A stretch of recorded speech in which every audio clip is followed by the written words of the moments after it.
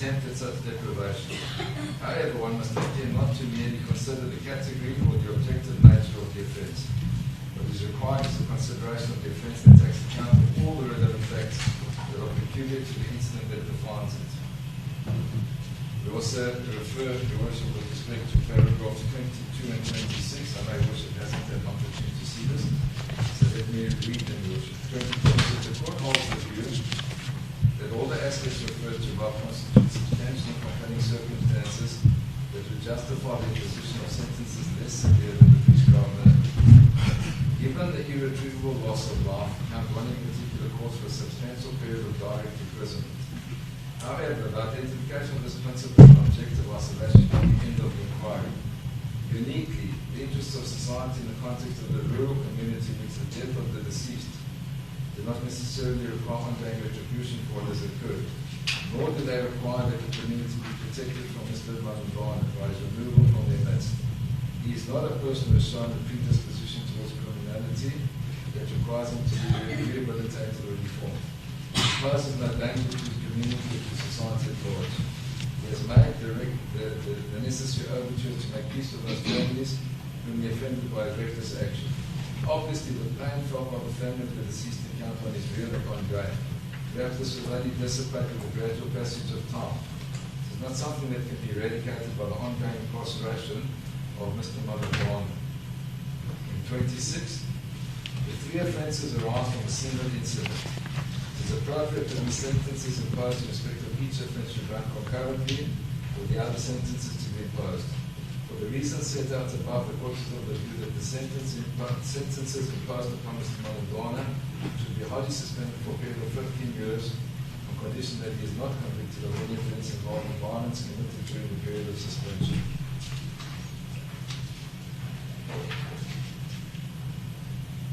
Then we come to the conclusion, Your Worship, where we say,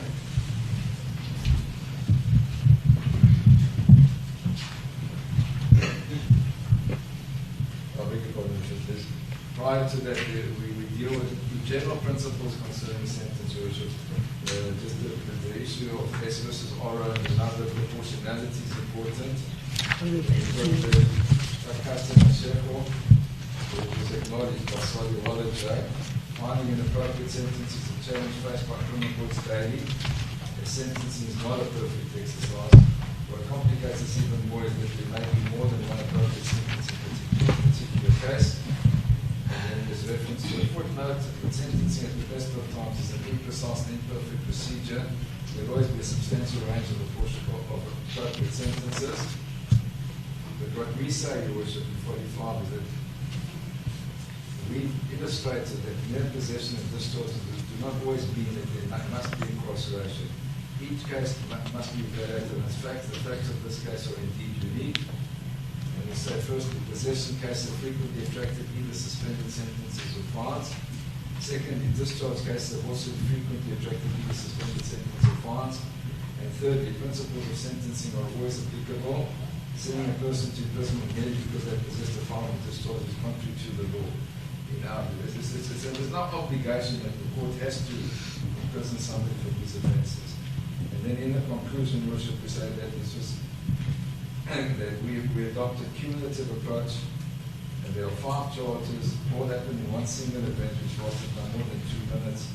To send any person to prison for the single event would be shockingly inappropriate, that it can be dismissed out of hand without more. We say the lawful and appropriate sentence because cannot include a custodial sentence. Only a non-custodial sentence would be compatible with the principles of sentencing in South Africa. A deviation from that approach would simply show the accused to be singled out from duty harsh punishment.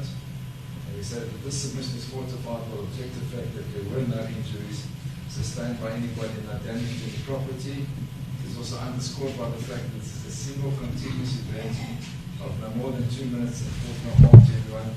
No court can tolerate the imprisonment of anyone for this incident. In fact, nobody testified that they were in fear of the accused by virtue of the offences committed by him. And we also highlight, Your Worship, that no evidence was there in the aggravation of sentence. Now, Your Worship, as previously alluded to, and this is quite difficult, but I do respect what Your Worship said, that these factors ought to be placed on record, so that there's a record of everything that was just referred to it, and the public don't know what was referred to in the heads would be unfair to the public. So we turned then, Your Worship, to the state's heads of argument. As I said, Your Worship, they highlight the charges or whatever production as the we. And they're of the view, Your Worship, in contrary to what we say, that the custodial sentence is inevitable. They say, and this is where they have a with respect self-defeating and mutually exclusive argument, where they say the accused personal secretary is ordinary. In the very next sentence, they say he is the leader of a political party. So on the one hand, and this is the conundrum that Your Worship grappled with Ms. Thompson, is on the one hand you say because he's a leader, he must be treated differently. On the other hand, you say don't treat him differently, treat him like anybody else. And that's the general vein throughout their heads of argument and their supplementaries. And this is borne out in paragraph 8, where they say there's a huge outcry from civil society that should go to book for his crimes. So you can't say you can't treat him differently, acknowledging that he's the leader of a political party, but don't take that into account, but at the same time society is paying for his imprisonment. They then refer to the listed decision, Your Worship, which I've already referred to, where we acknowledge that imprisonment is a form of punishment and that it's an institution of punishment, not cure. We say that it isn't consistent with a more enlightened approach to sentencing before our courts in the post-war constitutional era. That was a 1993 decision, Your Worship. And we then they then deal with the probation officer, and they tried to say, Your Worship, that she said there's no case where a person was convicted of possession and evaded job. And that's not in the record, Your Worship. I know the question was asked, but she didn't answer it or make that concession. If I can turn to the record, Your Worship, to just show that it's not the case. I know that this is in the supplementary as well. Okay.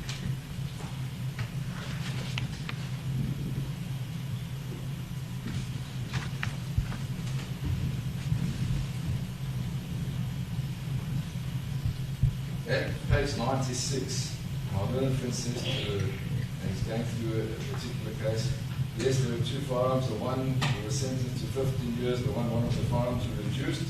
The one that he actually found in the rubbish dumps, that was a spur of the moment decision by him. He did not have it for a long period of time. Still, he got an 8 years direct imprisonment. In this case here, the accused also did not have the firearm for a long period of time, very brief. Does not change the fact that he was still sentenced to direct imprisonment. What do you have to say about that? And her response at page 97, Your Worship, what I hear is again different circumstances. But it was also not for a long period of time, it was. I would not know why the reason is why it was picked up in the spur of the moment's time, but also here it was not the only firearm that was possessed illegally, which makes it different. And the use, I'm not sure whether the other firearm was used, but in combination, it is always to look at it. The circumstances in total, what I hear what he said, that for me the circumstances again are different. I'm not sure whether it was an illegal firearm, whether it was seized to the state, what happened to it, which may also make it different. And that's the very distinguishing feature here, Your Worship, because it seems from those judgments that my learned friend was referring to, that those were illegal firearms that had been adapted and were then seized by the state. Here, prior to even Your Worship's judgment, the firearm was returned to its lawful owner. Then my learned friend asks her further, when he's pushing this issue, did you come across any case where such as this, in a firearm-related case, possession of firearm, where an accused was not sentenced to direct imprisonment, actually got given a fine to pay 20 years, and so on and so on. And she says, as I've not come across, Your Worship, to any case where a charge was laid and the firearm was used for celebratory shots.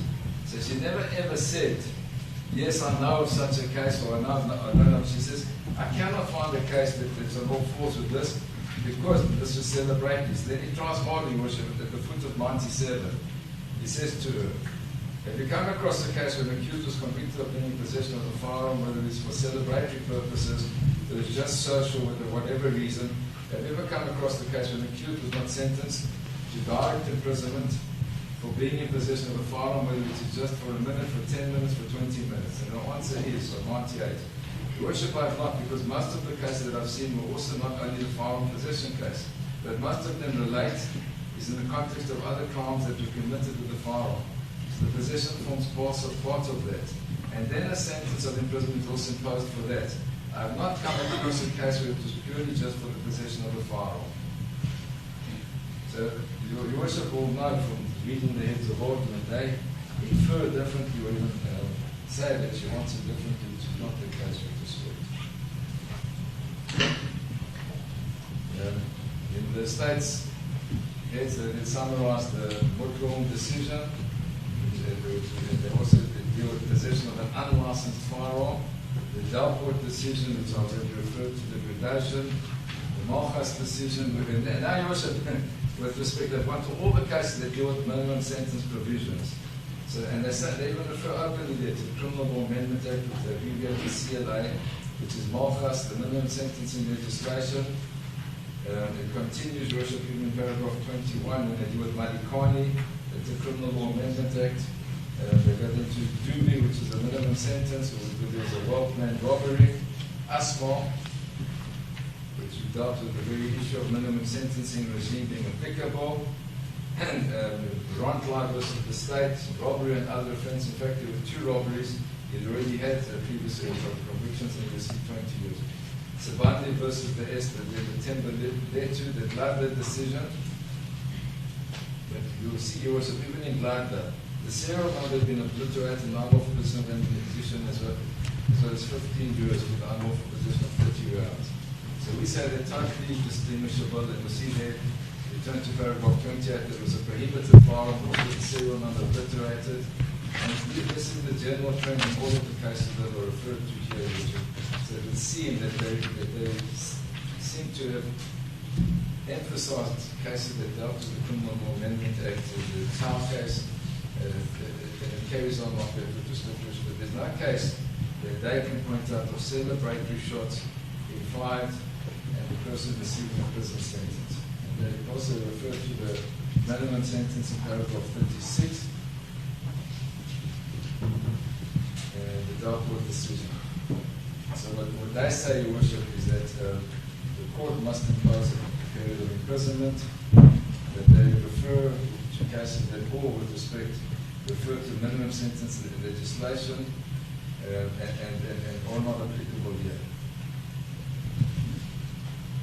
They say in paragraph 45, this is the strongest part of the case. In this case, the state submits that due to the fact that the accused testified that he claimed to possess the 2 firearms, 9mm pistol and 7-inch rifle. He emptied the 9mm by firing 15 shots, followed by 7 shots from a rifle. That there was a crowd of 20,000 people at the stadium, including supporters, medical personnel, police officers, security guards, coupled with the fact that there's a very condensed community residing right around the stadium, of facts that places the accused in the sentence category between 7 and 15 years imprisonment. They then ask for 10 years imprisonment, and then finally, Worship, they refer to the Zim decision which they have asked to be tried.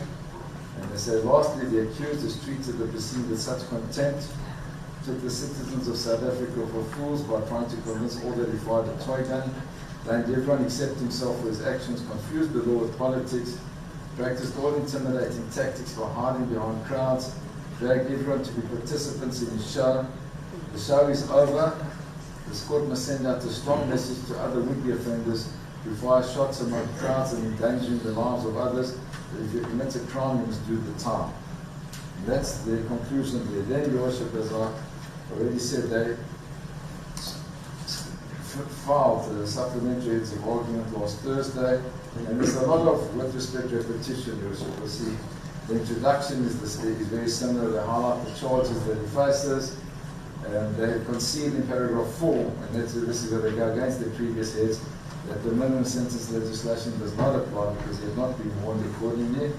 But they ask the court to impose a custodial sentence, and they do the aggravating features of the case, and they repeat everything that they said in the previous heads. There's nothing with respect to new, so I don't know what to supplementary about this, Your Worship.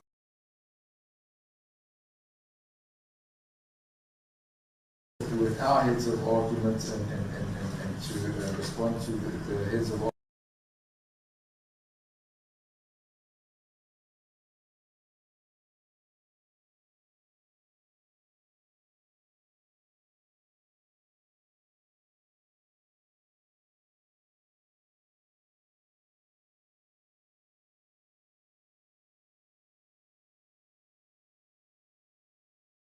case involved a public leader who planned to discharge live rounds from 2 firearms before 20,000 people as a rehearsed act of spectacle. And once again, Worship, I highlight, they tell you all along, treat him like a normal person, but they keep highlighting with respect that he's the leader of a political organization and you must punish him accordingly. So it's self-defeating with respect. They then also, in paragraph 10, they have a heading beneath that 2 firearms, 22 live rounds before 20,000 people within a community. And they refer to the firearms being a 9mm handgun, Narinka SPA 249-14 5.65 by 45mm, Remington semi-automatic assault rifle. That Your Worship, what they failed to record here or even consider, they gave that back. So if they believed that an offence had been committed, Your Worship, and it was so heinous and it's a prohibited item, I don't understand the sense of having returned it to its lawful owner, but that they don't have any regard to. And they say that such a firearm, in paragraph 11, retains lethal kinetic energy on descent. The potential for mass casualties was real, foreseeable and scientifically established, but we have the objective fact, Your Worship. And they say that it's pure fortune, that nobody was injured and there was no damage whatsoever, Your Worship, which is a factor that the court took into account in the judgment and ought to take into account on the sentence. It's one of the most important factors we're taking into account. And that's what they say in 12, Your Worship, that no one was killed or seriously injured. It was a matter of fortune, not mitigation. And then, Your Worship, in 15, they say that this conduct is a harm to the values of constitutional democracy itself. And in 16, again, they say the court is therefore called upon not only to punish the accused for his individual conduct, but to vindicate the constitutional principle that public office and political prominence do not confer immunity from criminal sanction, which is the point that I'm making repetitively because they seem to go between those two approaches with respect to it. They then also refer to the decision of Hewitt as did we, and then they claim that the accused not only had an absence of remorse but also insight and accountability, and that he had maintained throughout and continues to maintain that he committed no offence despite being convicted after full trial on overwhelming evidence, which is the issue that Your Worship dealt with on record and recorded that it was his right. And then they say that he described these proceedings as an abuse of the NPA resources, an incompetent prosecution attributed the undisputed discharge of 22 live rounds.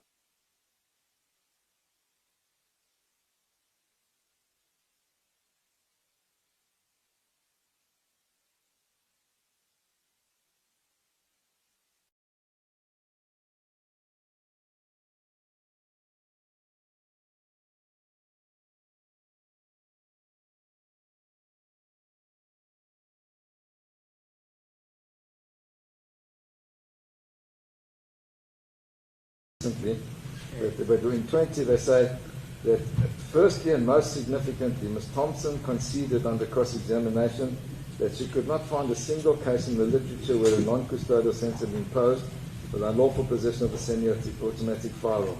This concession is remarkable. It speaks not to the uniqueness of a lenient outcome, but to the settled judicial view that such offences call for custodial sentences, a view Parliament endorsed through the enhanced penal jurisdiction in the FCA. Now that cannot, with respect, be correct. We've handed, my learned friend wasn't aware of it, which I do concede, the more recent decision of the Eastern Cape, to Your Worship, where there was possession of an unlawful firearm, which was an illegal homemade firearm, and there was no custodial sentence imposed, and we dispute that such a concession was even made, Your Worship. We don't find it in the record.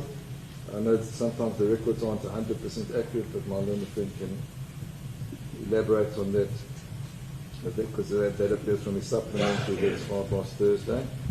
Then they deal with the issue of Ms. Thompson's recommendations premised on a characterization of the possession as brief, benign, and celebratory. On the brevity, they say the brief duration of possession is relevant only where possession is accidental or fortuitous. They say here it was pre-planned and deliberate. Benignity, 22 live rounds. They said the ballistic risk was extreme. Celebratory purpose, they said the law does not distinguish between a reckless act done for enjoyment and one done for malice in assessing objective dangerousness. The rest we say is for repetition, but then they say, Your Worship, in 22. Fourthly, Ms. Thompson's assessment of the risk of recidivism was superficial. She relied on the mere passage of time since the offence. She did not grapple with the fact that the accused, who leads a political party that has staged multiple large-scale events since 2018, has demonstrated no acknowledgement that his conduct on 28 July 2008 was dangerous or unlawful. The absence of reoffending in the interim is not on its own indicated no such risk exists. Now, the risk of recidivism is defined as the tendency of a convicted criminal to reoffend, relapse, or go back to its way. And that's the clearest indication is looking back on time to say, did such a thing reoccur? So we submit that Ms. Thompson is accurate in that regard, and they, with respect, seem to have misinterpreted the term recidivism, and it wasn't superficial, because we look back in time, we say, were any other offences committed in that time, in the past 8 years? And the answer is no, because the clean SAPS 69 was handed in, so it doesn't appear that she's inaccurate in that regard. They then respond to our submissions, Your Worship, on sentence, and they dispute that celebratory discharge cases are distinguishable. They say that you do have outcomes where there are no thing, but they say they're distinguishable. And then, as it's dealt with in their previous head, Your Worship, they say in Pistorius there was no premeditation. In Munsami, the accused intoxicated police officer fired at a canoeist in a moment of madness. For Yun was a crime of passion. Bader was a firearm and reckless endangerment, not discharge. So they say they're all different. And we say, yes, Your Worship, but at the same time, and the most glaring fact, Your Worship, is they could not find one case in our whole history of all our cases, Your Worship, of shots being fired at a funeral or a celebration that resulted in a prosecution. And that's a fact that stands out on its own, Your Worship. And then they say the no harm, no injury argument misrepresents the nature and gravity of the charges. And they say no one was injured, no property was damaged. The state acknowledges this, and that this they describe as being purely fortuitous. But what they don't mention here, Your Worship, and Your Worship went through the trial, so Your Worship knows, there was not one eyewitness that came to testify before this honourable court. The state was dominus litis. If anybody was in fear, out of all those 20,000 people that they now rely upon, it was incumbent upon them, either in the trial, Your Worship, or even in aggravation of sentence, to leave that evidence, but they didn't. Even the SAPS who were on the stage, Your Worship, were not called by them to testify, even in aggravation of sentence, Your Worship. Not even the gearhouse people, Your Worship, said that they feared or worried for their lives or ran away. No single person stood before this honourable court saying, I was afraid of being injured. I saw this as reckless, callous, and dangerous, which is something that they ought to have led if they wanted to prove that they were aggravating circumstances. They then, Your Worship, tried to fall back on their previous heads of arguments and say even where the minimum sentencing regime does not apply the case law, establishes a clear sentencing range for unlawful possession and discharge of semi-automatic firearms. They then quote our constitutional cases that we quote, so the principle is clear from that case, from the case of Makwanyani, Your Worship, and EFF versus the Speaker. Then they turn to the personal circumstances of the accused, and they say it's a double-edged factor. It may be offered in mitigation of personal circumstances, that is a public leader and member of parliament, but they say this is the most significant aggravating feature of the case. So now, Your Worship, they argue, treat him like any normal human being. At the same time, they say, no, this is the single most aggravating factor of the case. The two are mutually exclusive with respect, Your Worship. They acknowledge, Your Worship, in F, that all 5 counts arose from a single continuing incident, but they say the remaining counts serve to aggravate the primary count, not merely to establish its context. And then, in their concluding submissions, Your Worship, they go back with respect to the imperative of equality before the law. So you asked on the one hand to make an example of this accused because he was the leader, current leader of a political party. Then they tell you no. There's an imperative. You must make us all equal before the law. And they say there themselves, they say a sentence that treats this case as an exception to well-established sentencing norms would itself be an act of unconstitutional discrimination against the poor in favor of those with means and powerful, and the powerful. Now what we're saying, Worship, is they seem to imply that to impose a fine would be unconstitutional. It's not the case, Worship. You can impose a fine. It's recognized even in the post-constitutional era that a fine is a punishment, as is a suspended sentence, as are other forms of punishment. They are recognized. Then they ask for the imperative of proportionality and the imperative of deterrence. And then they repeat themselves, Your Worship, in paragraph 35 yet again, where they say, and I'm going to quote because you'll see just how many times they've said this, the accused has treated these proceedings with contempt. This is from the previous head, Your Worship. He fabricated a false account of a toy gun that was comprehensively dismantled by the overwhelming evidence at trial. He refused to cooperate with investigators. He characterized this prosecution as an abuse of the NPA. He blamed VIP protectors, the Holy Spirit, and everyone except himself. The show is over. The court must now ensure that justice is done, not because the accused is prominent, but because the rule of law requires that every person who commits a serious offense faces a serious consequence. And they therefore go back to the zin as they did in the previous heads and ask Your Worship to impose. Now, Your Worship, what's lacking from all of this, and which leads into the allegation by the accused that this is an abuse of the NPA, is the objective fact, Your Worship, that we as a team and the state as a team, and I believe Your Worship too, were unable to find any case of any single individual who's ever been prosecuted for firing shots at a funeral or at an event or a celebration, despite all of us having seen that regularly on our TV, on the news, etc., etc. We therefore say, Your Worship, that a more appropriate sentence, taking everything into account, would be to take all the charges together, they arise from one incident, and to impose a non-custodial sentence which may incorporate a fine and a suspended sentence and any other order, but to incarcerate the accused, we say, would be startlingly disproportionate to the offences here, Your Worship. Thank you, Your Worship. Thank you. I now have another right of reply. My little friend's in a difficult position because his heads have been alluded to, but I'm sure he's going to add to them as well and deal with. Yes, and then obviously you may reply Yes, Your Worship. if something. I think Mr. Guy told you will do the reply, Your Worship. Oh. With your leave. Thank you.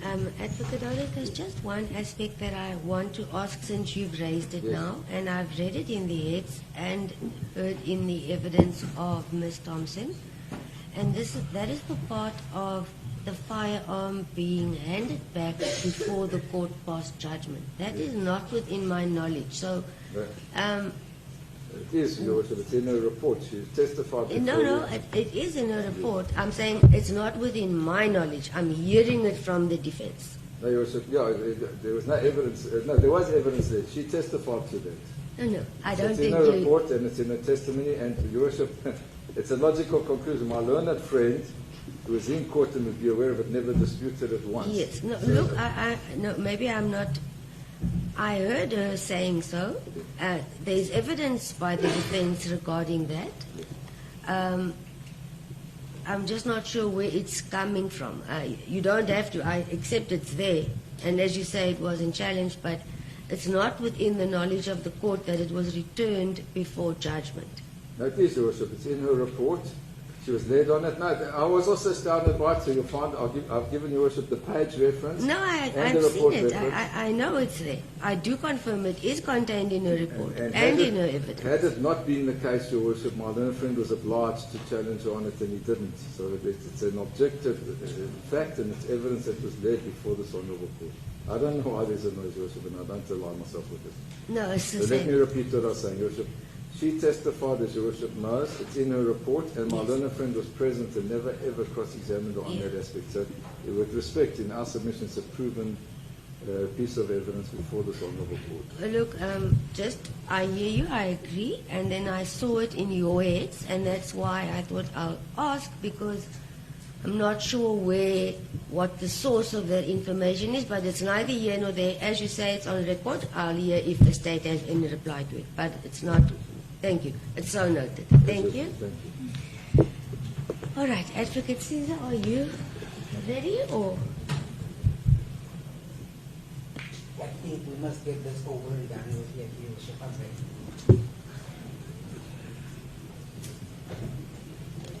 ready.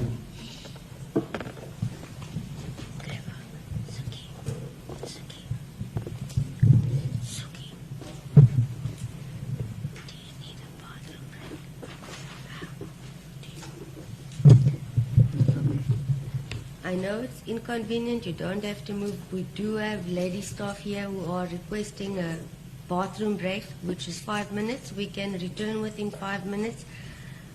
Don't want to put anyone on the spot, but I'll just leave all my stuff right here, so I don't have to carry anything. Don't know who else, but sorry, the public, the gallery. If you do need to go out for facilities or water, etc., just please stick to the time frame so that we are back in time to proceed, because it's a lot to